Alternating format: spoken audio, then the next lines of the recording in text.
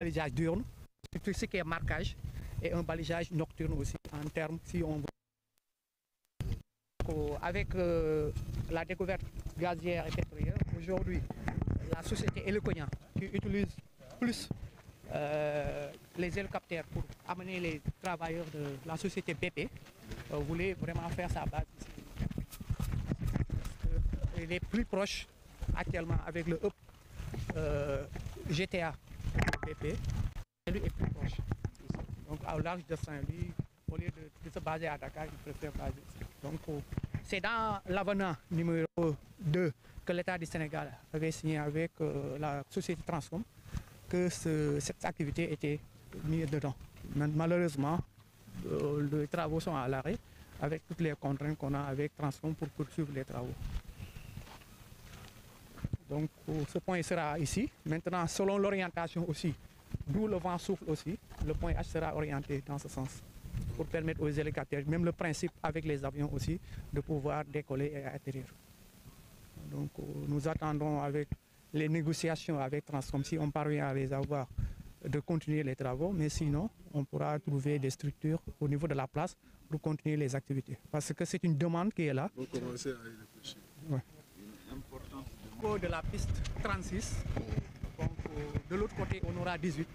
Parce qu'en aviation, l'orientation de la piste elle est extrêmement importante. Parce qu'une fois que la piste elle est faite, on ne peut pas la retourner. Donc c'est pourquoi il y a des études météorologiques de relevé de vent qu'il faut faire. Au minimum, ce que la réglementation dit, il faut le faire 5 ans et 8 fois par jour pour faire des relevés afin de faire la rosée des vents pour connaître l'orientation de la piste. Parce que l'avion décolle face et atterrit au vent. Maintenant, à chaque fois, il y a ce qu'on appelle la piste qui est la piste préférentielle en service et en fonction de l'orientation du vent. Et si le vent dominant au niveau de l'aéroport, c'est dans cette direction, nord-sud.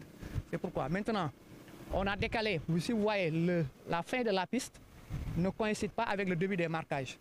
Parce qu'on a décalé un petit peu la piste à cause de l'environnement qui ne permet pas, et de la route nationale qui présente, quand les voitures passent, un obstacle pour les avions qui passent.